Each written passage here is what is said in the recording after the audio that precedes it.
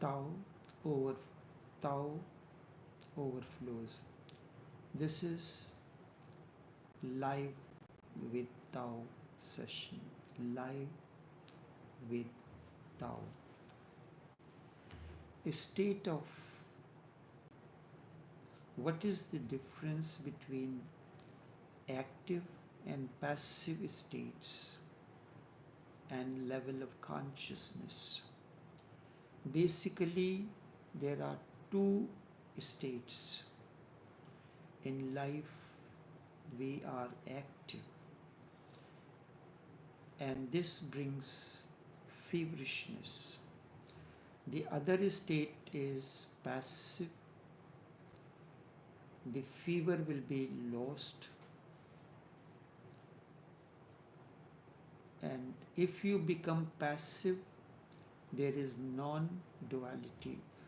Active means you are in a state of doing, and for that you need feverishness.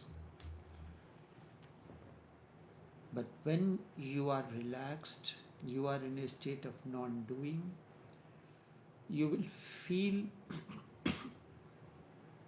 the activity is lost, the fever will be lost, and the intensity that comes through the fever will not be there, and in that state of non doing, you feel somewhat dull.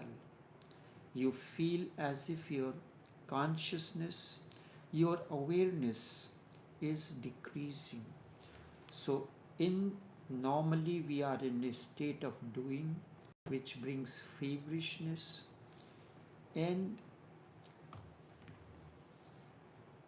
the other state, when you go into the meditation, you are in a state of non doing, relaxed. The activity is not there as you know. So you feel the awareness is decreasing. Indeed, in a state of passivity or non doing, awareness is not decreasing. There are two things, awareness and a state of feverishness. For you to be active, you need a certain kind of feverishness, which is a certain kind of energy that is constantly flowing.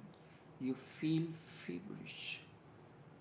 That this feverishness is because of the energy flowing into you.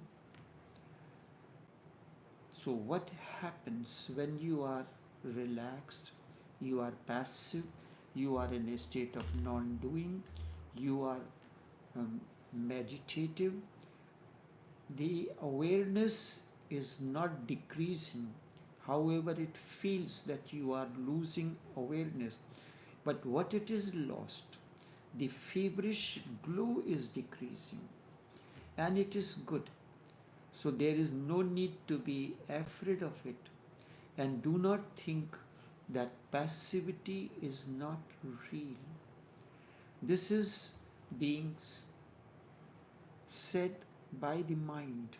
Mind wants to be in a state of activity. Mind means active. No mind is passive. There is no activity as such happening. The mind says when you are passive, there is no activity, you are in a state of non doing. So, mind convinces you you are losing awareness. Awareness is decreasing. It is not the awakening that is decreasing, instead, it is the feverishness, the feverish glow that is decreasing.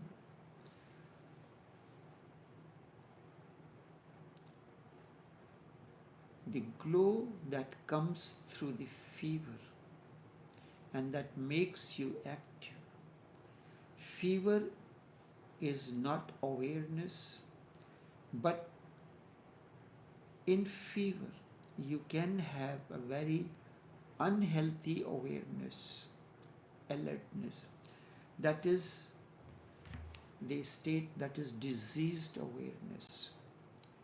Do not hanker for it. Allow it to go and fall into passivity.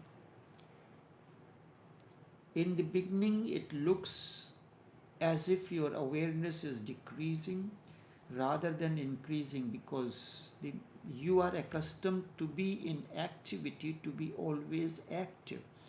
And activeness brings the feverishness, and because there is feverishness, you feel the awareness is increasing.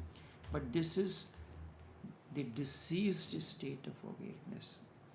In the beginning, you will find that awareness is decreasing rather than increasing. Allow it to decrease, because whatsoever decreases will passivity, the feverishness is decreasing. That is why it appears that awareness is decreasing. Allow the feverishness to decrease. A moment will come when everything will get in balance. That is the point of, in that point of balance, there will be no increase and no decrease. Instead, that is the healthy point. Now fever is gone. That is a state of health or balance, when you are not moving towards activity or passivity. On that point of balance, whatsoever awareness you have is real. When I ask you to go into any activity, it starts with passivity. Let us take, for instance, you are doing any activity. You are going to the gym, you are going into the exercises, but you start with activity. You want to do anything. You feel that it is because of the energy, because of your activity being active, you can perform that act. But if you go into passivity first, in a state of meditation, in a state of total relaxation, then you have more energy into you, but there will be no feverishness. That's why the Zen masters give you that practice. Before you would have seen the people who are doing the weight lifting. Before they lift the weight, they do it, they go into a state of non-doing, a kind of a relaxation, and then, or they take the deep breath, a few deep breaths. Then they pause for a moment and then lift the weight. So before going into to move a rock, a thin man, a Zen master, can move a big rock. So what he does, he uses the technique of deep breathing. So that is bringing the state of passivity or meditativeness within. So energies are conserved. In activity, your energies are constantly moving outward, and in passivity, they are moving inward. So in that state, you do not feel tired. You can jog for a long period of time. If you are doing any activity, you can do it for a longer period of time without tiredness. Even if you are going into the act of sex or running or anything, you will not feel any kind of tiredness. Instead, during the act as well as after the act is over, you feel relaxed, as if your energy has not been used. You have not consumed even an iota of your energy. This is the point of health. That's why at times you are given this the exercise to do. So when you are doing the jogging, you can experiment it with jogging. You can experiment it with anything. In the beginning, it will look as if the awareness is decreasing instead of increasing. Allow it to decrease as the mind says, because whatsoever decreases with when the state of passivity or relaxation or meditativeness comes is the feverishness. When the energy flows in activity, there comes a feverishness. That is, in passivity, it is the feverishness that decreases. And if you allow it to decrease, a moment will come when you will be in a total balance, relaxed. In that state of balance, or at this point of balance, there will be no increase and no decrease. Everything, that is the point of health. You are not leaning towards any side. On that point of balance, whatsoever awareness you have, that is your real awareness.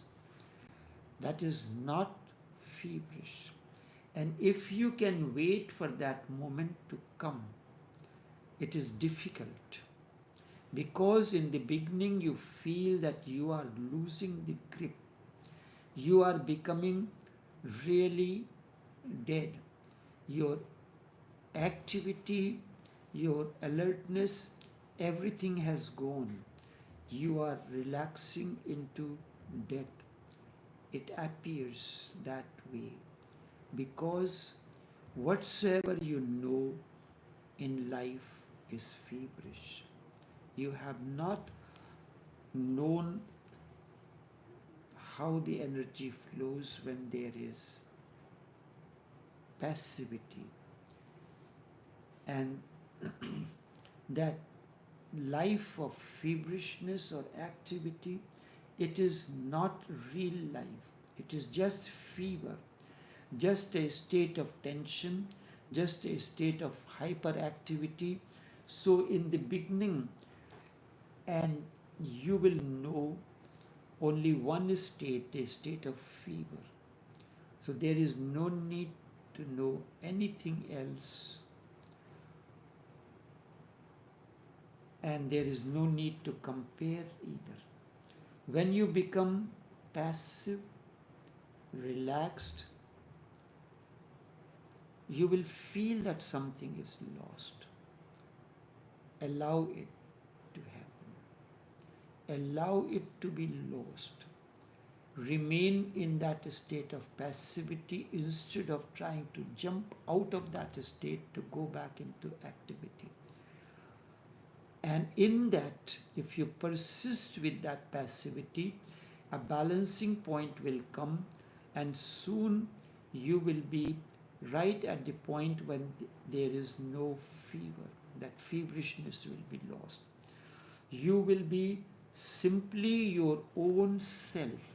That point of balance is the state when you are natural, spontaneous, and in that state, whatsoever you are doing, it will be natural and spontaneous, because otherwise you have to make a lot of effort to remain in an activity, whatsoever be the activity, whether it is jogging, whether it is running, whether it is doing anything else, or you are involved in act of sex or anything else, you feel tiredness. You are not natural, you are not spontaneous. But when you begin it in a state of passivity, totally relaxed, then the feverishness will be lost. The balance point will come when you will feel that you are natural, you are spontaneous, there is no loss of energy, Instead, you are overflowing with a new energy.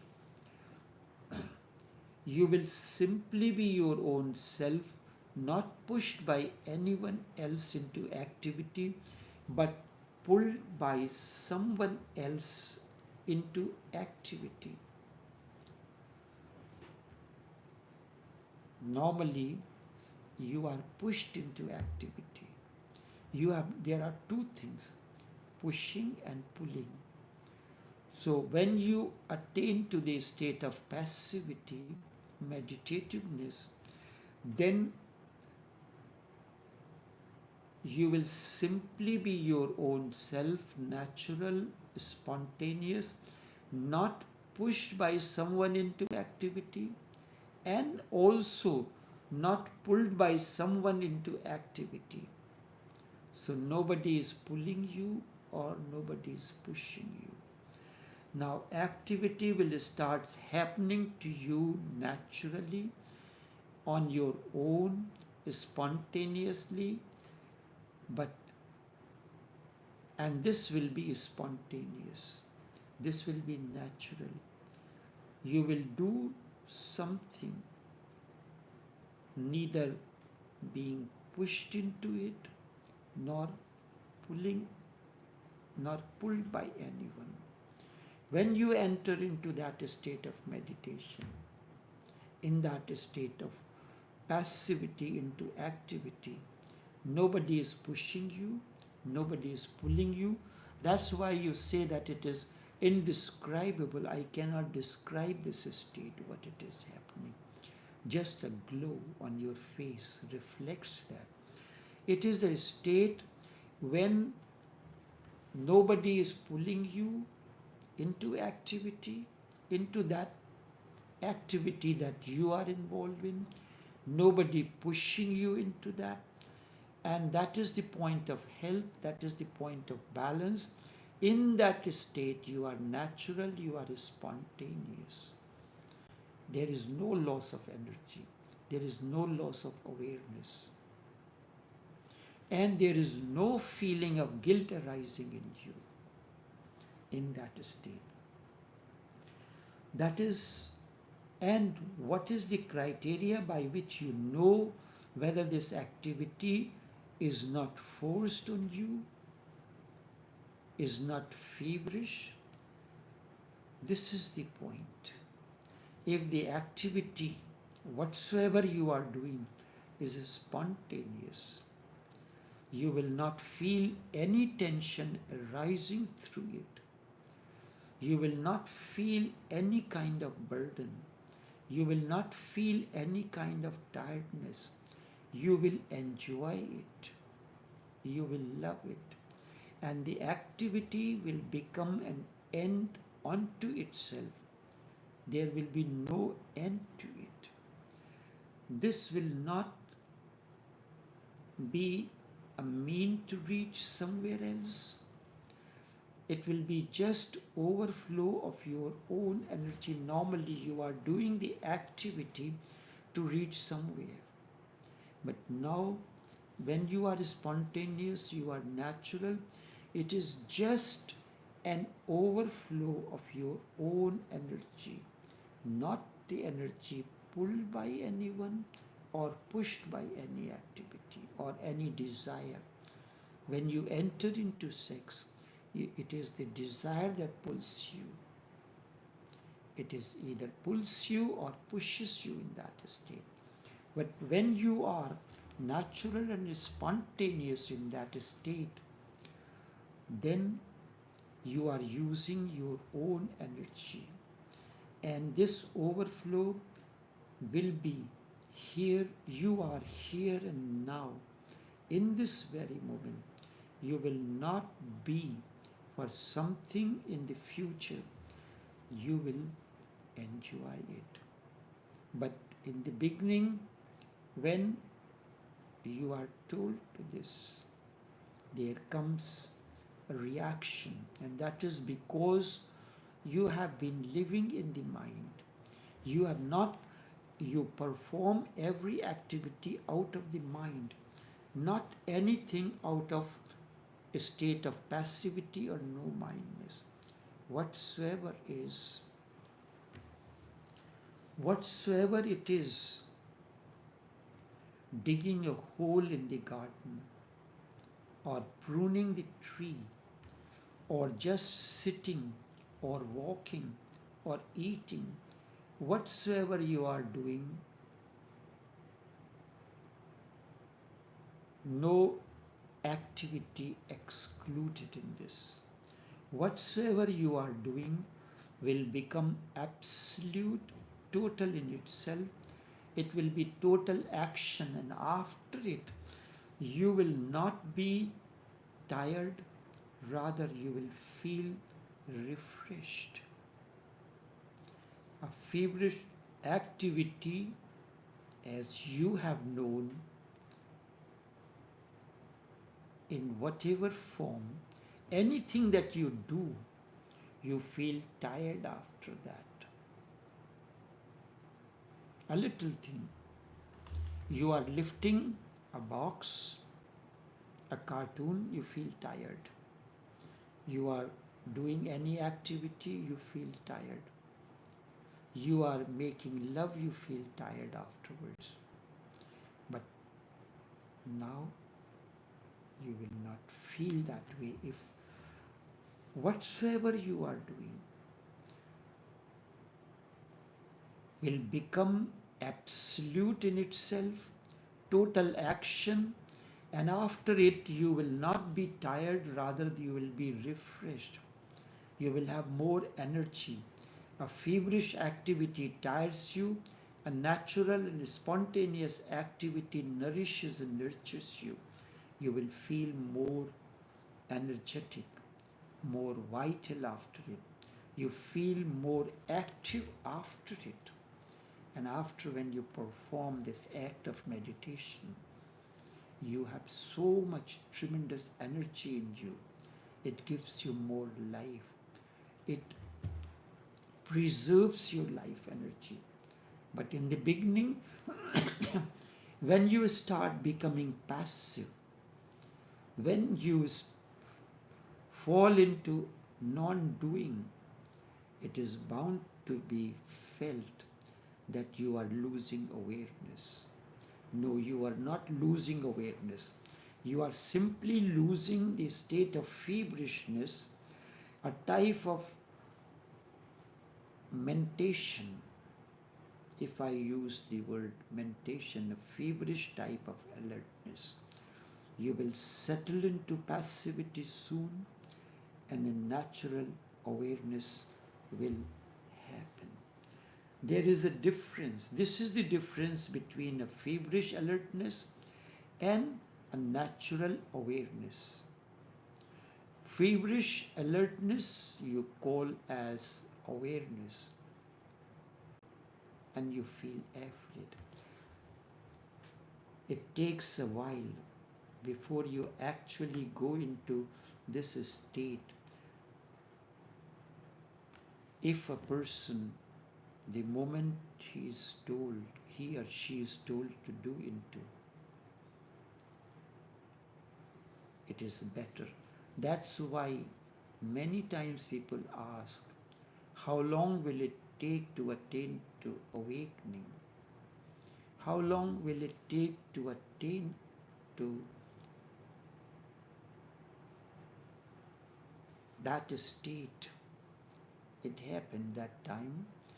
The wandering news reporter, according to Sanatan Sanskriti, Narad, was freely moving between the heaven and earth. His responsibility was, just as a news reporter's responsibility is to go on the ground during election or any time whenever there is an activity, talk to the people on the ground to gather the information that is to be published in the newspaper or the news media.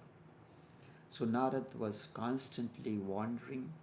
He saw a man meditating and sitting down in a state of meditation. So the person became aware of the presence of Narad, and Narad asked, "You know, I am a news reporter that reports to the chief news director, that is God. Do you want me to carry any request or message or your information?" He said, "I would like you to find out how long will it take for me to become awakened. How long will it take for me to be awakened?" He said, "Okay." Then he went to meet another person. So they talked to different people, their opinions and their questions, what they want to know. So the other man was dancing under a tree, and he became unaware of Narad. He did not bother who this news reporter is. Why is he here? He continued dancing. So that increased the anxiety of Narad. "Let me ask this man why he is so careless." He said, "I am, you know who am I? Do you want me to carry any message to God or anyone?" She said, "Doesn't matter to me. I am enjoying what I am doing. I am enjoying what I am enjoying." So he said, "If you want," so Narad asked, "Do you want me to find out how long will it take for you to become enlightened?" He said, "Okay, if you want to find out, you can go ahead and do." So he goes there and he asks God. So God said, "The man who was meditating, it will take 7 lives for him to be enlightened." So, all right. So he got the message. Then he said, "What about the man who was dancing carelessly under the tree? How long will it take for him to be enlightened?" He said, "It will take as many years, as many lives as there are leaves in the tree." So he came, he got the answer. So he went to the man who was meditating. So when he saw the man, Narad, so he left his meditation and asked, "Did you find out what did happen?" The anxiety, the curiosity was there in that person. So he said, God said, "It will take as many lives as 7 lives for you to be enlightened." He got angry. "I had been meditating for so long, doing these religious activities for so long, and still it will take 7 lives for me to be enlightened." He got very angry. So somehow or the other, pacifying him, he moved from there. Now he was afraid to tell the person who was dancing under the tree, because God said it will take as many lives as there are leaves in the tree. So he said, "I don't know whether it will be how angry or what will be the reaction of that person." So he didn't want to tell him in the first place. When he went, he was dancing, unaware of the presence of Narad. So somehow Narad's anxiety increased. Why this man is so careless? He is not bothered about anything. So he said, "I went to God and asked about your question." He said, "If you want to tell me, go ahead and tell me, but I don't need to know anything." So he said, God said, "It will take as many lives as there are leaves in the tree." He said, "As many leaves in the tree?" And he started dancing with more vigor, more intensity, more feverishness. And that very moment he became enlightened. So this is what happens. Why it takes long for an individual to attain to that state, which can happen with a flick of the finger. Because between you and me there is your mind. And you are guided by the mind, mentation process. The moment you leave that, you move from that state, more trust grows into you. Then you are not bothered about what you want to do. You are ready, you are willing to do what you are asked to do. And when you do it, the result will be in front of you. Those who have been taken into that state and had experienced that can vouch for it. Enough for now.